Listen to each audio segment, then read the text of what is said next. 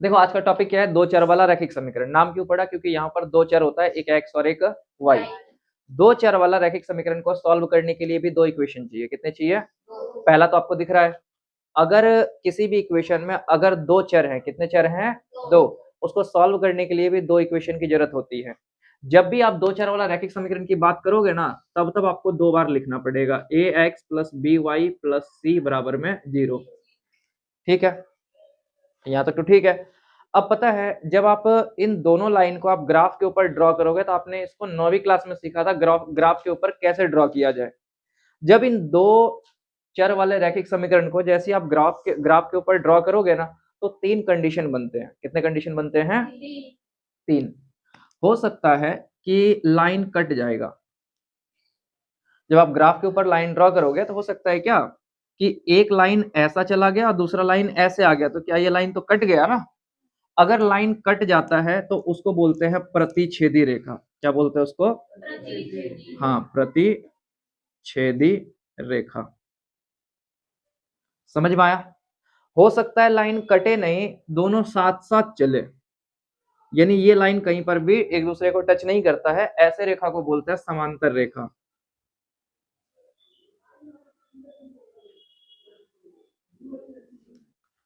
हो सकता है एक और कंडीशन बनता है, बताओगे? हो सकता है क्या दोनों लाइन ना एक ही लाइन पे आ जाए, इसको बोलते हैं संपाती, संपाती रेखा। ठीक है, पता है, मेरी बात सुनो। अब मेरे को कैसे पता चलेगा, मेरी बात सुनो, मेरे को कैसे पता चलेगा कि रेखा प्रतिच्छेदी है कि समांतर है कि संपाती है? तो ये बात पता करने के लिए आपको एक फॉर्मूला लगाना पड़ेगा। क्या करना पड़ेगा? एक फॉर्मूला। वो फॉर्मूला क्या है, ध्यान देना। आपको करना पड़ेगा a1/a2 does not equal to b1/b2। यानी अगर पहली बार में दोनों बराबर नहीं आया तो हम क्या बोलेंगे? रेखा क्या होगा? प्रतिच्छेदी होगा।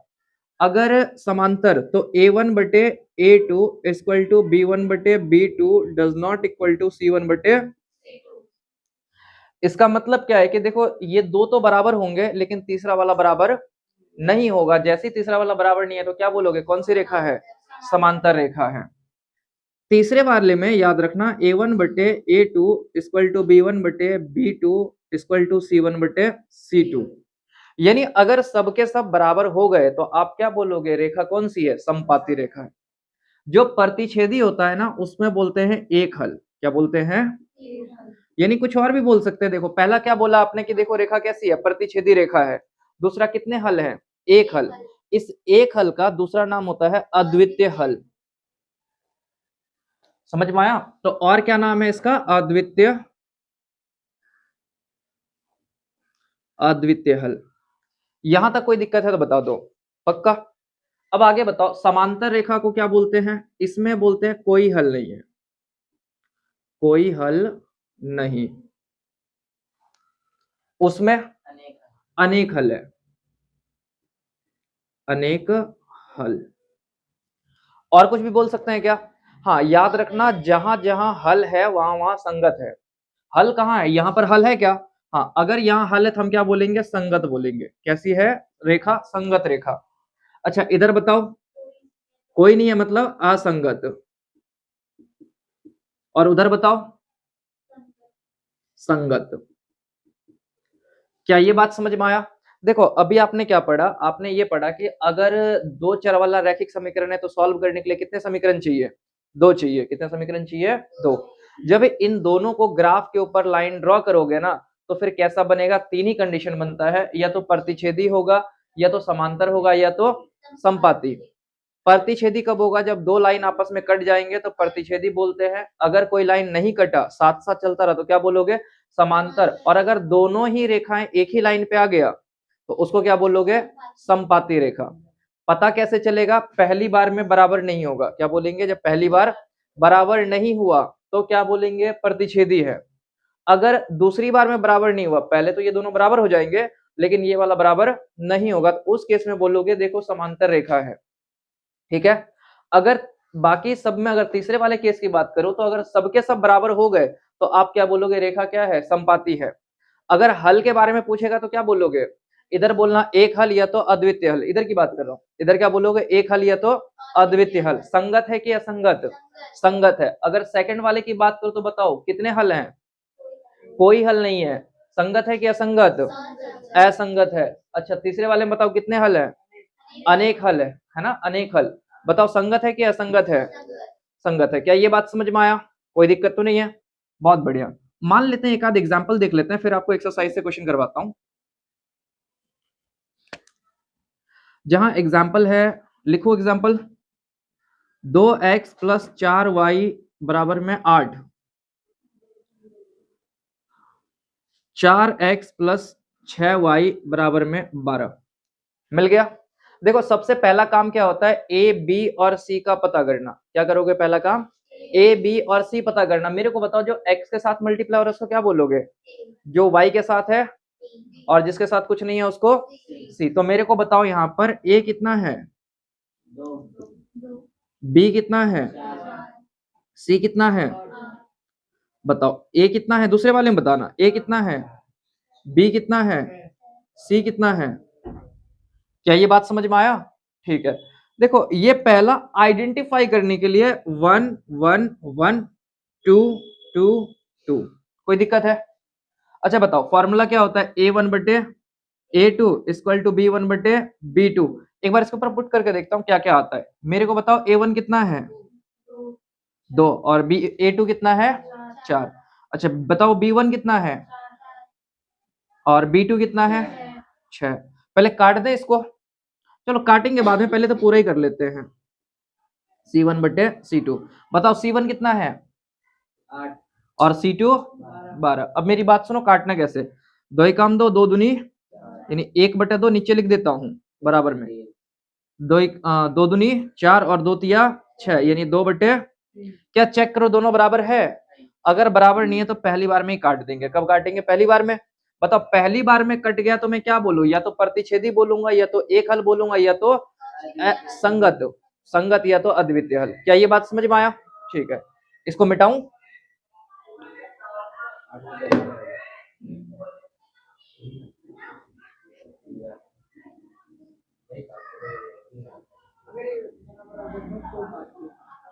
Example number 2, 2x plus 4y बराबर में 12, 4x प्लस 8y बराबर में 13। बताओ ये मैं आपसे पूछ रहा हूं, बताओ ये इन तीनों में से कौन सा कंडीशन सेटिस्फाई हो रहा है। इसके लिए पहला काम आपका क्या होगा, ए बी और सी पता करना, ठीक है। तो ए बी और सी, यहां भी ए बी और सी। चलो बताओ तो पहले ए कितना है, फिर बी, सी, अच्छा ए बताओ फिर 8 और 13। क्या ये बात समझ में आया। बताओ अगला काम क्या होगा, फॉर्मूला लिखना, a1 बटे a2 इक्वल टू b1 बटे b2 इक्वल टू c1 बटे, ठीक है। चलो बताओ पहला कितना है, 2 बटे, अच्छा b1 बताओ कितना है, c1 बताओ, काटना आता है, काटो, दो ही काम दो, दो दुनी 4 काम 4, 4 दुनी 8। तो एक बार चेक करते हैं, 1 बटा 2 बराबर है 1 बटा 2, बराबर, ये दोनों बराबर है नहीं है, यानी 12 बटे 13। काट दो बीच में, बताओ कौन सा कंडीशन सेटिस्फाई हुआ, आखिरी वाला ना। अगर आखिरी वाला हुआ तो क्या क्या बोलूंगा, समांतर रेखा, कोई हल नहीं, और साथ साथ असंगत। क्या ये बात समझ में आया, ठीक है। मिटा दो फिर इसको भी। चलिए आखिरी वाला एग्जाम्पल दिखाता हूं आपको।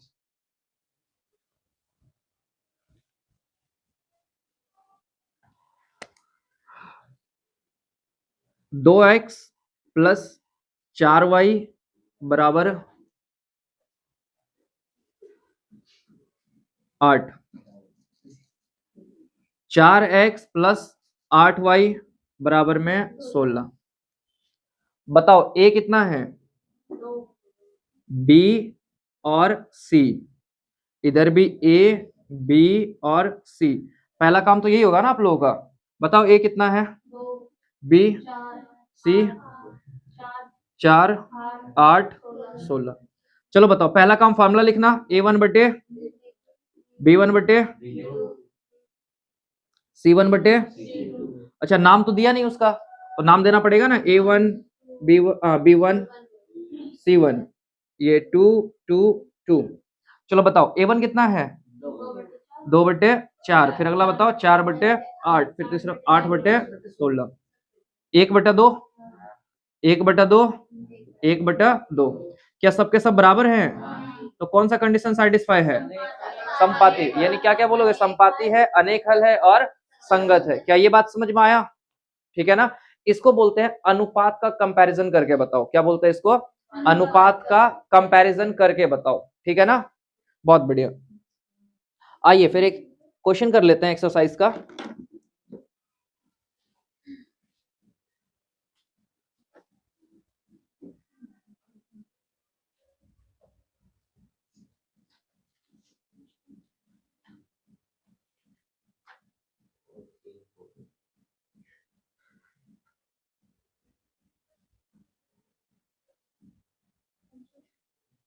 पुरानी वाली बुक्स में 3.2 और नई वाली में 3.1।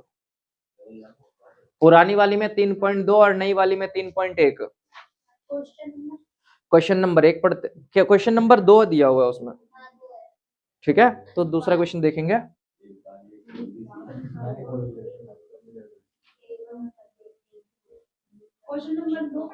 हाँ, क्वेश्चन नंबर 2 मैं पढ़ के सुनाता हूँ। पढ़ने का भी तरीका होना चाहिए आपके पास। सुनो, कहता है अनुपात, नहीं मैं पढ़ता हूँ। अनुपात की तुलना कर ज्ञात कीजिए कि निम्न समीकरण युग्म द्वारा निरूपित रेखाएं बिंदु पर प्रतिच्छेद करती है, समांतर है अथवा संपाती है। यानी आपसे क्या पूछा, इधर देखो, प्रतिच्छेद करती है, समांतर है या तो संपाती है। क्या यही 3 शब्द पूछा हुआ है? ये 3 शब्द के लिए क्या करोगे? सेम टू सेम फॉर्मूला लगाओगे। चलो 1 से 2 क्वेश्चन मैं करवाता हूं, बाकी आप लोग खुद करोगे। क्वेश्चन नंबर 2 का पहला पार्ट। हाँ, बताओ क्वेश्चन क्या लिखा हुआ है? 5x -4y, अच्छा +8 दिया हुआ है। ठीक है, 8 = 0। ठीक है, दूसरा बताओ फिर। 7x प्लस की माइनस 6y माइनस 9 = 0। चलो पहला काम A पता करना, B पता करना और C पता करना। फिर A पता करना, B पता करना और C पता करना। 1 1, अरे नहीं 1 2 1 2 1 2। ठीक है, चलो बताओ आगे बताओ। A कितना है? B बताओ। माइनस को इग्नोर नहीं करना, -4। C बताओ 8। चलो अगला बताओ। 7 6 -9। कोई दिक्कत तो नहीं है? बताओ फिर फॉर्मूला लिखेंगे ना। बताओ फॉर्मूला क्या होता है? A1/A2, B1/B2, C1/C2। तो बताओ फिर A1 कितना है और A2? अरे क्या बोल रहे हो? A1 5 है, A2 7 है, तो B1 कितना है? -4 और B2 कितना है? 6। क्या दोनों बराबर दिख रहा है क्या? नहीं दिख रहा है, तो पहली बार में काट दूं। फिर आपको ना आगे पुट करने की जरूरत नहीं है, पहले चेक करना बराबर होगा तो आगे जाना, नहीं तो फिर यहीं छोड़ देना। तो पहली बार में कट गया तो बताओ क्या बोलूं? प्रतिच्छेदी है। अगर हल पूछा होता तो क्या बोलता? एक हल। क्या ये बात समझ में आया? ठीक है, इसका मैं करवाता हूं आपको।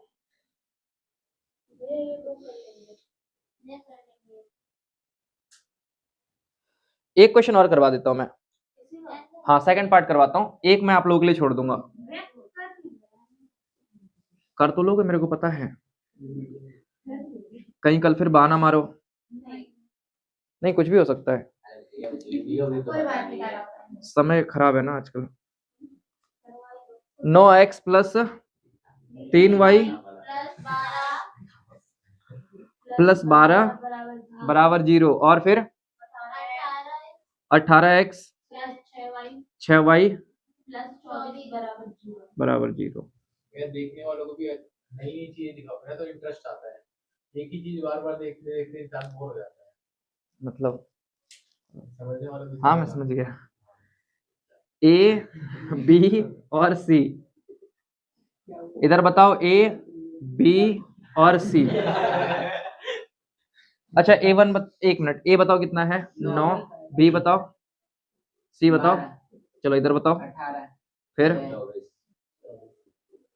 पहले वाले को 1 1, इसको 2 2 2, चलो फॉर्मूला बताओ।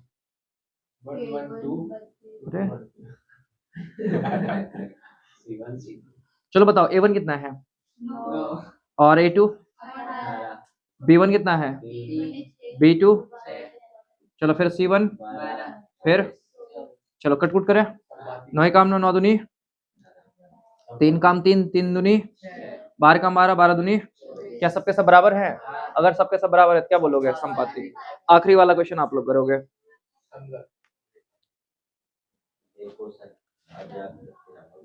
चलिए यहां तक कोई दिक्कत है तो बताओ।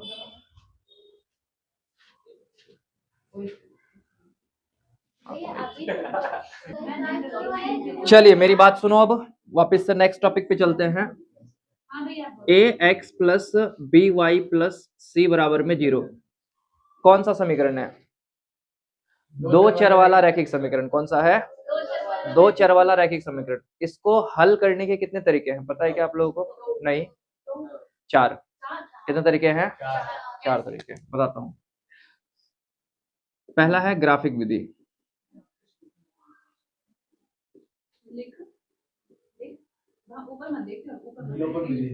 दूसरा है विलोपन, और चौथा है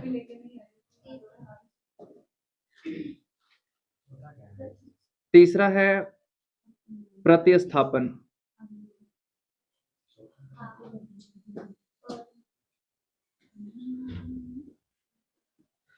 और चौथा पूर्ण वर्ग विधि। नहीं, पूर्ण वर्ग नहीं। वज्र गुणनखंड।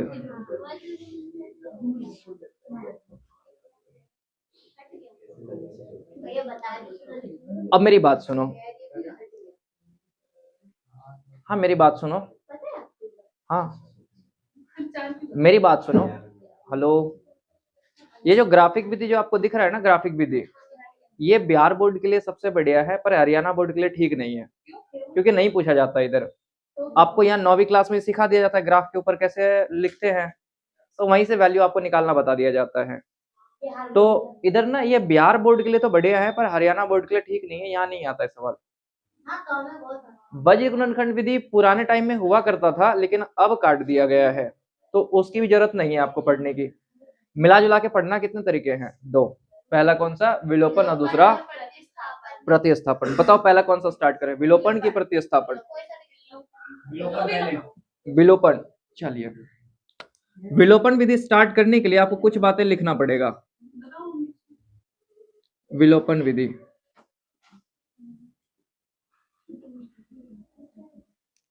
लिखिए पहला,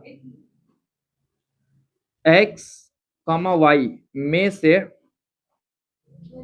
किसी एक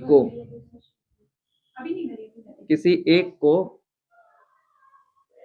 गायब करना पड़ेगा, गायब करना पड़ेगा। समझ मेरी बात सुनो, क्या दिक्कत है? अच्छा सुनो, देखो विलोपन का मतलब, मेरी बात सुनो, विलोपन का मतलब क्या होता है पता है आपको? एलिमिनेट करना। एलिमिनेट का मतलब क्या बोलते हैं? गायब करना। देखो ऐसा ना कोई नियम नहीं है कि सिर्फ x को ही गायब करना है, आपकी इच्छा, आप चाहो तो x को गायब कर दो, या तो y को। निशांत,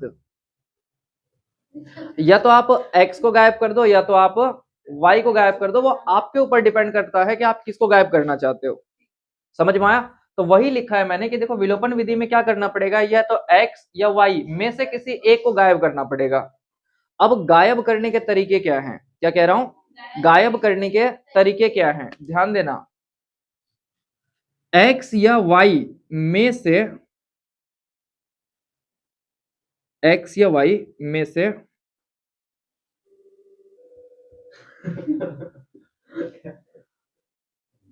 कोई एक बराबर हो,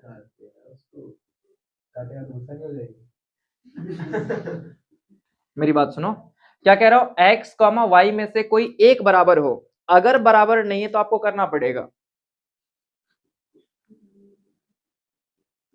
अगर बराबर नहीं है तो करना पड़ेगा। ये था पहला पहला नियम। दूसरा दूसरा क्या है कि साइन साइन उल्टा होना चाहिए, उल्टा होना चाहिए। ठीक है। अच्छा, अगर साइन उल्टा नहीं है ना तो आपको ना उल्टा करना पड़ेगा। अगर नहीं है तो उल्टा करना पड़ेगा। क्या ये बात समझ में आया? अरे ठीक है ना। अब आखिरी पॉइंट लिखना है, जो भी करना है पूरे इक्वेशन में, जो भी करना है पूरे इक्वेशन में। इक्वेशन की जगह समीकरण लिख रहा हूं। समीकरण क्या इस्तेमाल करूं गायब की जगह? काटना? नहीं ठीक है, क्या दिक्कत है, गायब ही तो अच्छा वर्ड है ना, गायब करना। चलिए ठीक है, अब मेरी बात सुनो ध्यान से, मैं क्या कह रहा हूं। देखो x या y में से किसी एक को ना गायब करना पड़ेगा। गायब करने के 2 से 3 नियम है। पहला क्या नियम है कि दोनों बराबर हो। अगर बराबर नहीं है तो आपको बराबर करना पड़ेगा। दूसरा कंडीशन क्या है कि साइन उल्टा होना चाहिए, अगर नहीं है तो फिर आपको उल्टा करना पड़ेगा। फिर तीसरा कंडीशन क्या है, कहता है क्या जो भी करना है ना पूरे इक्वेशन के साथ, मेरी बात सुनो, अगर आपको लगता है कि मेरे को 2 से मल्टीप्लाई करना चाहिए तो आप मल्टीप्लाई कर देना, लेकिन हाँ कोई दिक्कत नहीं, मल्टीप्लाई करो पर पूरे इक्वेशन में करना। अगर आपको लगता है कि नहीं मल्टीप्लाई नहीं करना है, डिवाइड करने हैं, तो आप डिवाइड भी करो, कोई दिक्कत नहीं, लेकिन जो भी करोगे पूरे इक्वेशन के साथ करोगे। समझ में आया? इसको मिटाना पड़ेगा, इसको नहीं यहां करवाता हूं, चलो छोड़ो। मेरी बात सुनो, देखो पहला इक्वेशन क्या मिलता है, देखो एग्जांपल, पहला एग्जांपल x प्लस वाई बराबर में 8 और x माइनस वाई बराबर में 12। क्वेश्चन आया, मेरी बात सुनो, पहला एग्जांपल मैंने पहला क्या बोला कि देखो x या y में से किसी एक को हटाना पड़ेगा, कोई दिक्कत नहीं हटा देंगे, लेकिन हाँ हटाने का नियम क्या है, दोनों बराबर होना चाहिए। दोनों बराबर का मतलब क्या है कि ये दोनों बराबर होना चाहिए। चेक करो क्या ये दोनों बराबर है? हाँ बिल्कुल बराबर है, x और x बराबर है। क्या y भी बराबर है? हाँ y भी बराबर है, ये देखो यहाँ भी y लिखा है, यहाँ भी y लिखा है, बराबर है। दूसरा कंडीशन क्या था कि साइन उल्टा होना चाहिए। क्या होना चाहिए? उल्टा। जब दोनों ही कंडीशन सेटिस्फाई हो जाएगा फिर काट देंगे। चेक करो क्या दोनों बराबर है? क्या हाँ बराबर है। क्या y बराबर है? हाँ ये भी बराबर है। क्या इसका साइन उल्टा है? क्या क्या इसका साइन उल्टा है? हाँ काट दो, कोई दिक्कत है? नहीं। बताओ इन दोनों को जोड़ा तो कितना होगा? ठीक है 8 और 12 और 8, अरे ठीक है ना 20। बताओ x का मान बताओ, 20 डिवाइड बाय 2 काटा तो x का मान कितना आया? क्या y का मान निकाला जा सकता है? हाँ कोई दिक्कत नहीं है, किसी भी इक्वेशन में रख दो निकल आएगा। आपकी इच्छा है, आप यहां रखोगे तब भी निकल आएगा, यहां रखोगे तब भी निकल आएगा।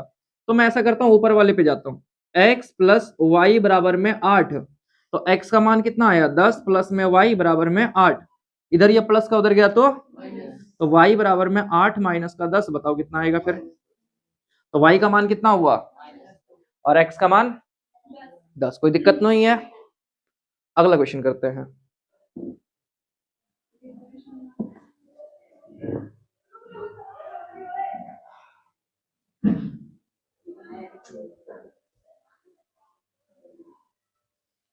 एग्जाम्पल नंबर 2,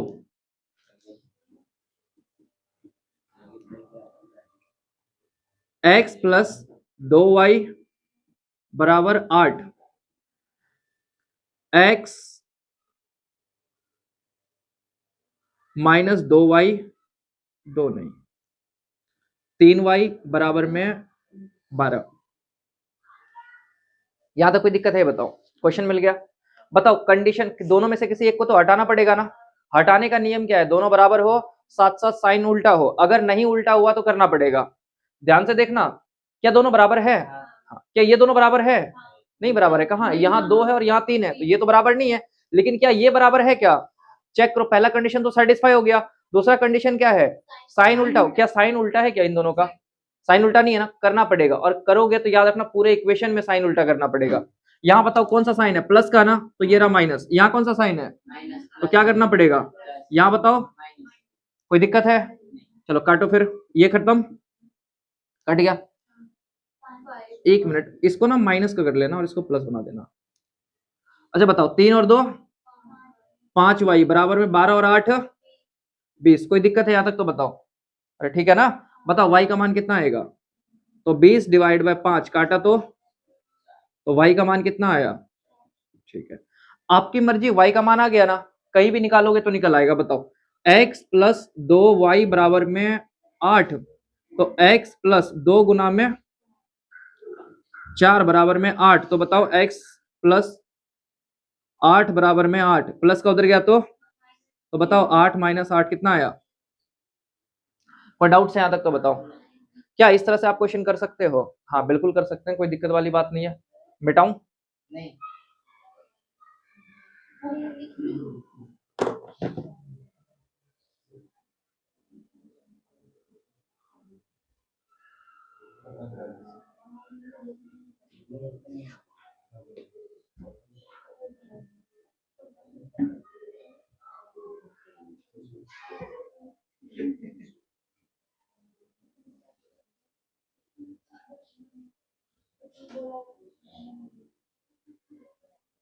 मिटा रहा हूं।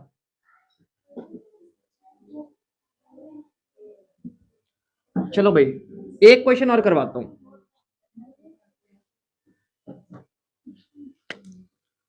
Example number 3, x plus Y बराबर 5, 2x प्लस 3y बराबर 4।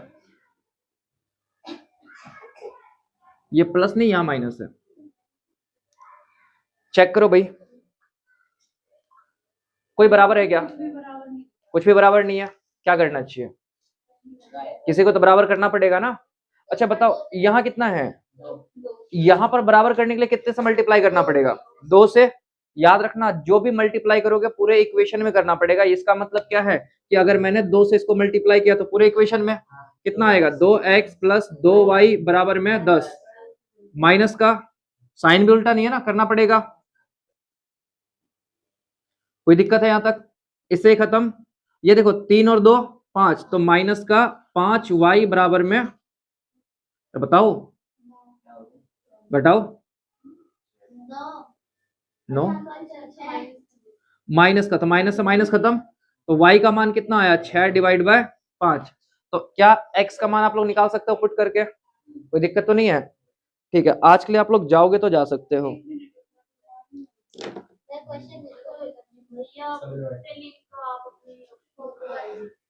ठीक है, भेजता हूँ।